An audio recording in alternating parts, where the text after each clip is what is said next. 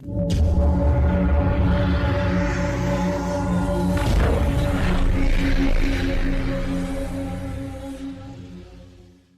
अंदाजा लगाइए कितना बड़ा नुकसान हमारा होने वाला है। फिर उसके बाद इसमें सेक्शन 3C है।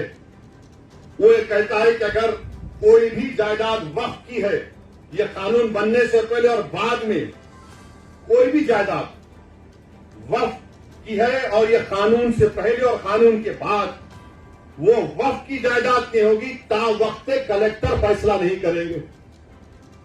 कौन कलेक्टर है ये भाई?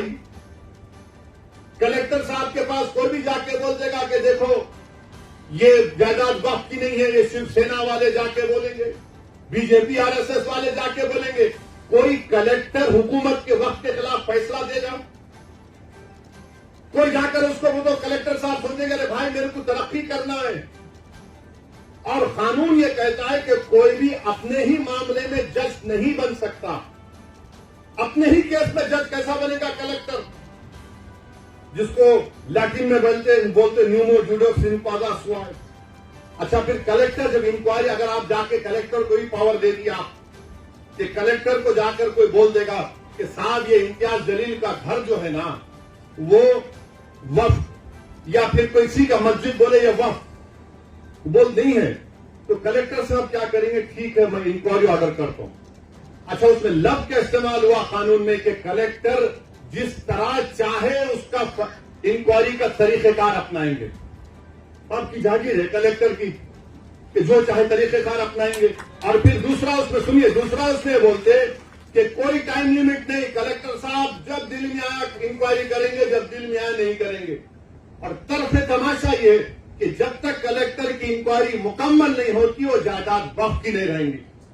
यानी मेरी मस्जिद है और मस्जिद को कलेक्टर बोलेगा मैं इंक्वायरी कर रहा हूं, तुम्हारे खिलाफ कंप्लेंट है तो नमाज नहीं पढ़ना, तुम्हारी दरगाह है तुम फातिहा नहीं करना, तुम्हारा मदरसा है तुम नहीं तालीम दिलाना, मैं इंक्वायरी कर रहा हूं। अब इंक्वायरी सुबह कयामत तक चलेगी, आप तो महरूम हो गए।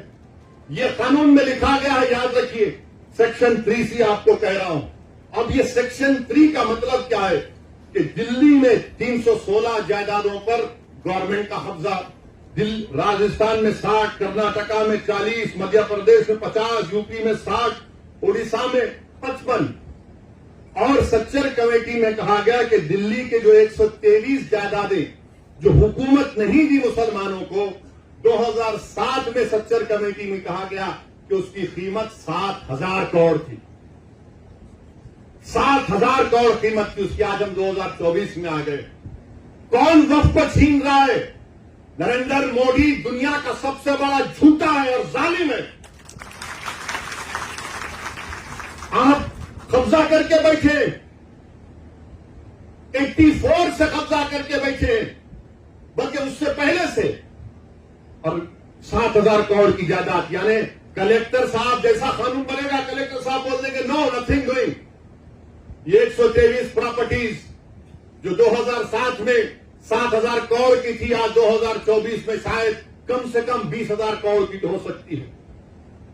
मोदी जी बोलेंगे नहीं नहीं भाइयों बहनों, मैं तुम्हारा भाई हूं, 20,000 करोड़ दे दो तुम मेरे को। अरे आप अंदाजा लगाइए, सेक्शन 3C को निकाल कर ये कह रहे हैं। और फिर आप ये भी जानते हैं कि जब कलेक्टर बैठेगा, आर्कियोलॉजिकल सर्वे ऑफ इंडिया आसार कदीमा में दिल्ली में 172 प्रॉपर्टीज पर आसार कदीमा कब्जा करके बैठा है। जैसा यह कानून बनेगा उसमें कब्रस्तान भी है, उसमें मस्जिद भी है, ईदगाह भी है, जमीनात है। एसआई बोलेगा हम मालिक तुम आउट। आपका यहां पर महाराष्ट्र में है, अहमदनगर में है, औरंगाबाद में आसार कदीमा के है। और आसार कदीमा के लोग बोलते, मोदी की तरफ से बोलते नहीं नहीं हम कैसा बचाएंगे। आसार कदीमा के कानून में शेड्यूल 6 है, लिविंग मॉन्यूमेंट है, जिंदा मॉन्यूमेंट है। बोलते नहीं नहीं आप लोग वहां पर वो मस्जिद में मदरसा खोलिए। अरे दीवाने, तुम्हारा आसार कदीमा का जो कानून का सेक्शन 16(1) ये कहता है कि रिलीजियस कैरेक्टर को नहीं बदला जा सकता। रिलीजियस कैरेक्टर को नहीं बदला जा सकता। वो कानून ये भी कहता है कि अगर गवर्नमेंट एक्वायर भी कर ले उस प्रॉपर्टी को, तब भी रिलीजियस कैरेक्टर नहीं बदला जा सकता। ये आसार कदीमा के लोग, ये हिंदुत्व के इशारे पर नाचने वाली कठपुतली है ये लोग। दौलताबाद किले की मस्जिद को क्या किए थे, बोलूं मुंह खोल के अभी मैं। आजादी मिलने के 1 साल के बाद क्या नाम रख दिया तुमने उस जगह का?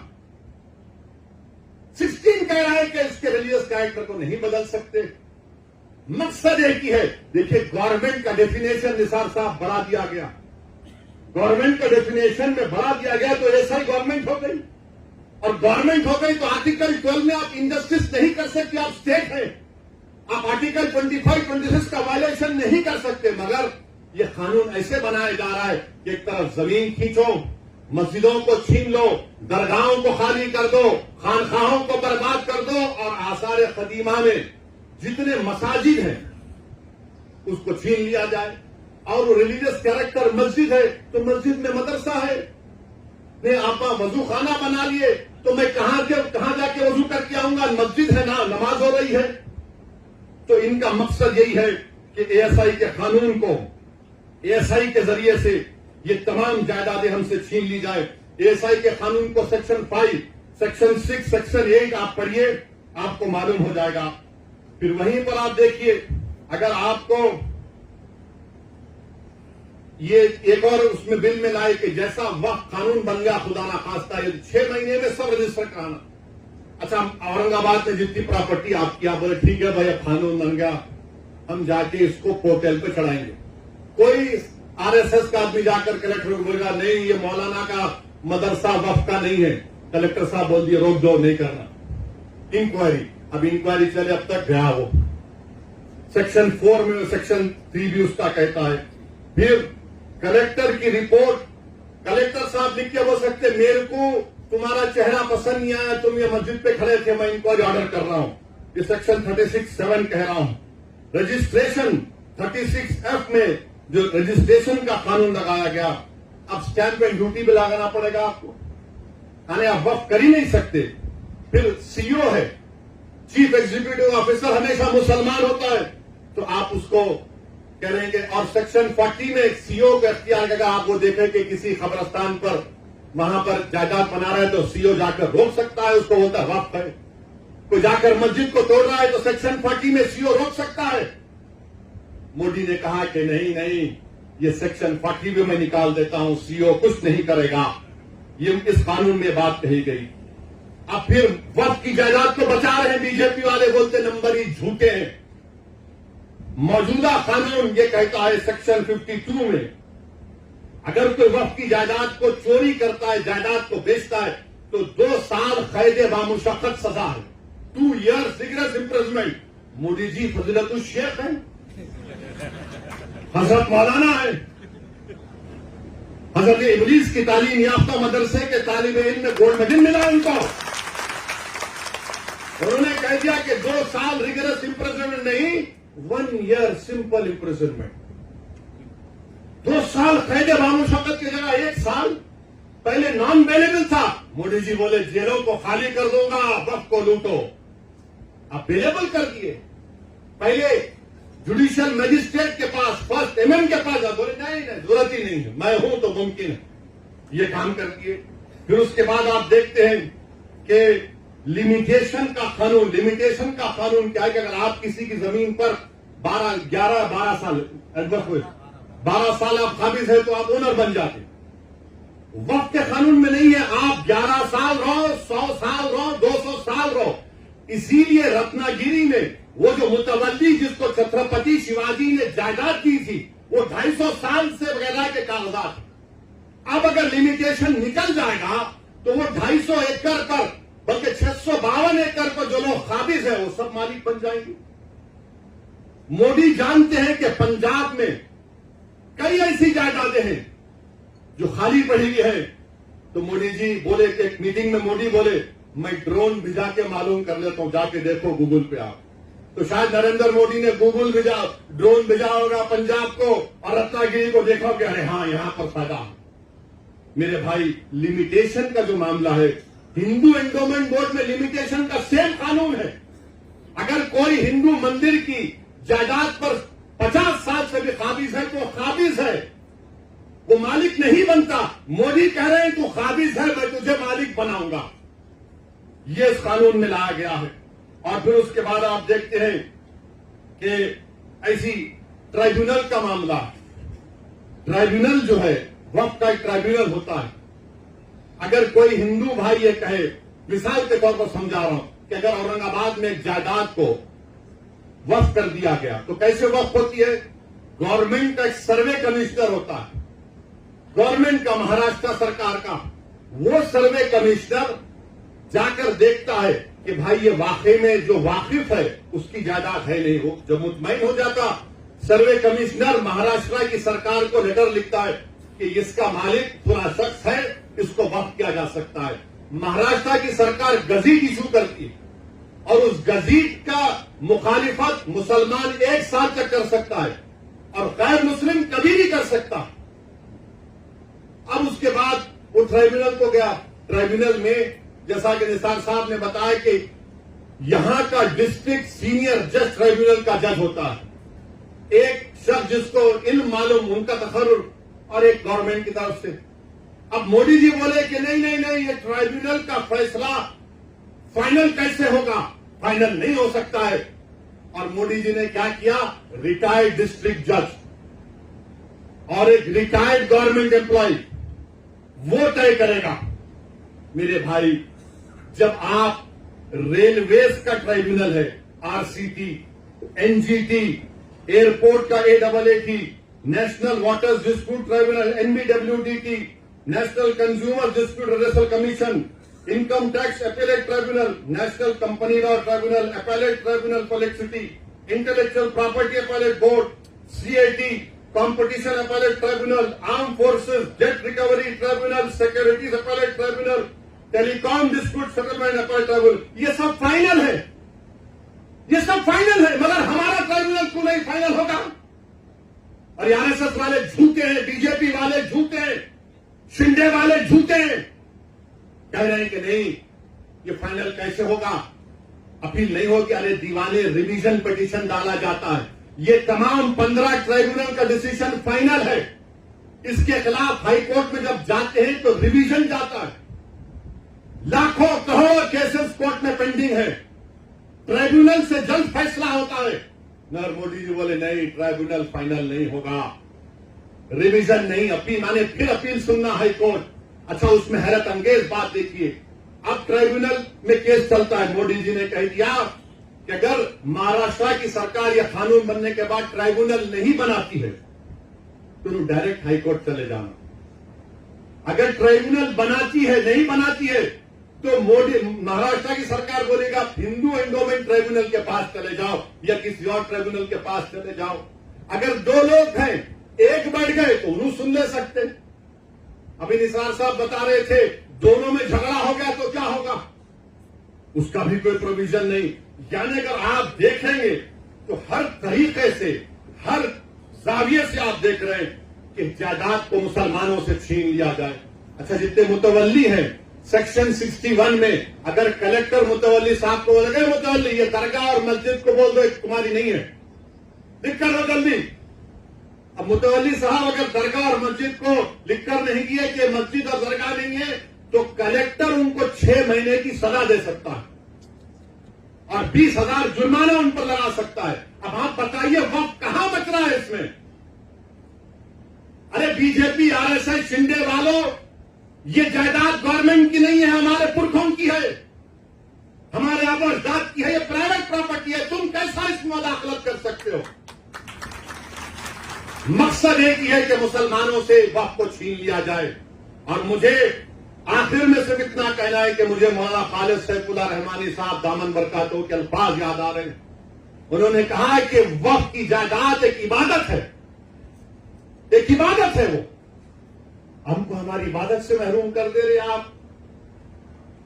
दरगाह सलीम चिश्ती है, बाज ऐसे रंग बिरंगी कपड़े पहनकर मोदी के पैर छूने वालों, तुम्हारे बाप दादा की खबरों को जब छीन लिया जाएगा तुमको अंदाजा होगा।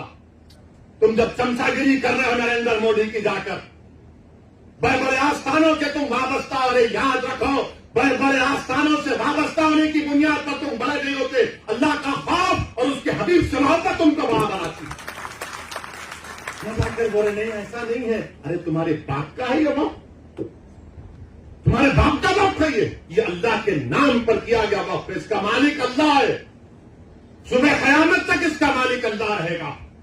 मगर ये लोग जाकर चापलूसी कर रहे हैं, चमचागिरी कर रहे हैं। तो मेरे अजीज दोस्तों और बुजुर्गों, ये चीजों को देखकर मेरी आपसे दबंग गुजारिश है कि आप लोग all India Muslim personal board ने जो फैसला लिया है कि आप इस कानून के खिलाफ आप लोग क्यूआर कोड के जरिए या अपने लेटर के जरिए या ईमेल के जरिए आप ज्वाइंट वर्किंग कमेटी को भिजाइए, अपना प्रोटेस्ट लॉन्च करिए। 15 सितंबर तक आखिरी तारीख है, या तो अंग्रेजी में होगा या हिंदी में होगा। मेरी आपसे गुजारिश है कि इसका आगे बढ़कर हिस्सा लीजिए।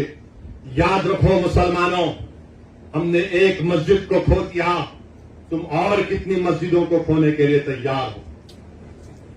एक मस्जिद को हमने खो दिया।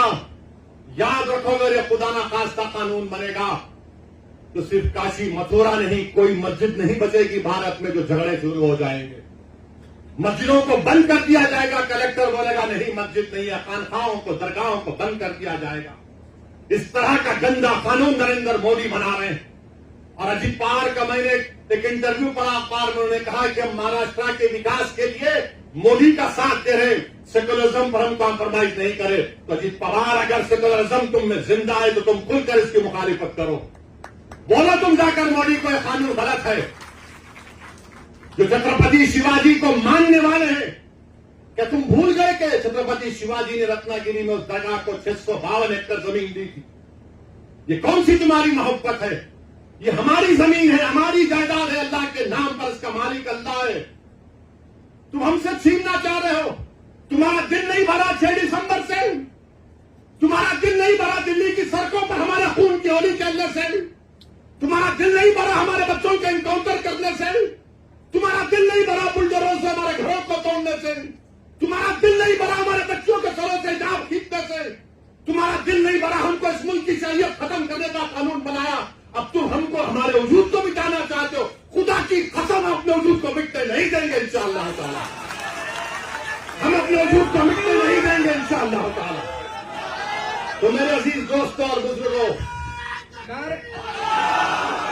मेरे अजीज दोस्तों और बुजुर्गों, मेरी आपसे दबंग गुजारिश है कि महाराष्ट्र के असेंबली इंतखाबात आने वाले हैं। मैं आपसे अपील कर रहा हूं, जो लोग वक्त की जायदादों को बर्बाद करने आ रहे हैं, आप और हम मिलकर उनको इंशाअल्लाह बर्बाद कर देंगे सियासी तौर पर।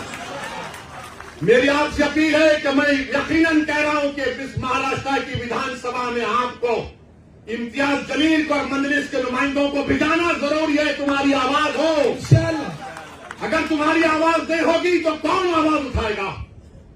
तुम नहीं देखते पार्लियामेंट में क्या हो रहा है? तुम नहीं देख रहे पार्लियामेंट में कौन पुकार रहा है दीवानों की तरह?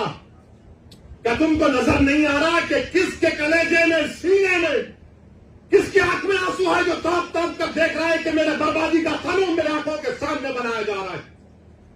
कौन होगा तुम्हारी आवाज को? छोड़ो इन चीजों को। कभी अपनों को भी तो अपनाओ, कभी अपनों को तो समझो। जो तुम्हारे लिए दिनों रात मेहनत कर रहे हैं उनकी आवाज बनाकर भिजाओ। यकीनन हराना है इंशाअल्लाह ताला, इन लोगों को हराएंगे इंशाअल्लाह ताला। मगर हराने का मतलब यही नहीं है कि तुम अपनी आवाज का गला घोट दो। तुम अपनी आवाज का गला घोट कर कैसे दूसरों के सर पर ताज रख सकते हो, मुझे बताओ। ये तो नहीं हो सकता मेरे भाई। तो मेरी आपसे गुजारिश है कि इस बात पर भी आप गौर करिए। हम लड़ रहे हैं और लड़ते रहेंगे इंशाअल्लाह ताला। और अगर मोदी ये कानून बनाते हैं तो जैसा कि पर्सनल बोर्ड ने फैसला लिया कि अगर एहतजाज होगा मोदी जी तो आप हमारे वजूद को मिटाना चाह रहे हैं, बेहतर यह है कि मैं रोड पर आकर अपने आप को खत्म कर लूं, मगर अपने घर में बैठकर अपनी जायदादों को छीनना नहीं देख सकता जो अल्लाह उसका मालिक है। मैं घर में बैठकर नहीं दे सकता कि जिसका मालिक अल्लाह है उसको जायदाद को छीन लिया जाए। ये हुकूमत की जिम्मेदारी होगी। आपको अगर कानून बनाना है तो रोजगार दो, कानून बनाना है तो महिलाओं को बचाओ। अरे कैसा हमारा मुल्क हो चुका है। कि उज्जैन में बीच सड़क पर फुटपाथ पर एक जालिम शैतान एक खातून की अस्मत रेजी कर रहा। ये कैसा हमारा देश हो गया है? ये गांधी का मुल्क, ये आजाद का मुल्क, अम्बेडकर का मुल्क, कि वो उसका वीडियो निकाल रहा है अस्मत रेजी का। ये कैसा हमारा वतन हो गया है? जब हमने अंग्रेजों से खंदा मिलाकर जलियांवाला बाग में अपनी जानों को दे दिया, हमने काला पानी की सजाएं हमारे हिंदू भाइयों के साथ काटी। आज एक अशरफ मुनियार को ट्रेन के डब्बे में पीटा जाता है तो कोई उफ नहीं बोलने तैयार। बचाना तो छोड़ो, कोई बोलने के लिए तैयार नहीं है। याद रखो, जब आप अपनी लड़ाई नहीं लड़ेंगे, कोई तुम्हारी लड़ाई नहीं लड़ेगा। तुम्हारी लड़ाई तुमको लड़ना पड़ेगा। तुम 70 साल से सोच कर धोखा खा चुके हो कि कोई और हमारी लड़ाई लड़ेगा। नहीं मेरे भाई, तारीख में अगर नाम लिखा जाना है तो ये वक्त है अपनी लड़ाई लड़ने का। यही वक्त है अपने वोट से अपने नुमाइंदों को औरंगाबाद से भिजाने का। तो मेरी आप तमाम से गुजारिश है कि आप पर्सनल लॉ बोर्ड ने जो आपके सामने बात कही है, आप ज्वाइंट वर्किंग कमेटी को अपने एतराजात, अपना प्रोटेस्ट ईमेल और पोस्ट के जरिए भिजाइए। 15 सितंबर आखिरी तारीख है और अल्लाह से कसरत से दुआ करिए कि परवरदिगार तो हमको जिंदा रखकर ये नजारे मत दिखा कि हमारी जमीनें जिसका तू मालिक हमसे छीन ली जाए। अल्लाह से हम गिड़गिड़ा कर सब रसूल हुए, अल्लाह से गिड़गिड़ा कर भीख मांगे, इत्तेहाद पैदा करिए। ये कानून ना देवबंदियों के मफाद में है, ना बरेलियों के मफाद में है, ना अहले हदीस के मफाद में है, ना बोरी समाज के मफाद में है, ना अथना शरी शिया के मफाद में है, ना आगा खानी शियाओं के हक में है, किसी के हक में नहीं है। ये सिर्फ और सिर्फ मोदी जायदादों को छीनने के लिए कानून बना रहे हैं। अल्लाह इन जायदादों की हिफाजत करे, अल्लाह हमको इतनी इत्तेहाद पैदा करे कि मुत्तहदा तौर पर इस कानून को रोके और अल्लाह सुब्हानहू तआला इन ऐसे हुकूमतों को, ऐसे पार्टियों को अल्लाह सियासी तौर पर इंतखाबात में इनको शिकस्त दे, बदतरीन शिकस्त दे। वाखिर दावा अल्हम्दुलिल्लाह रब्बिल आलमीन।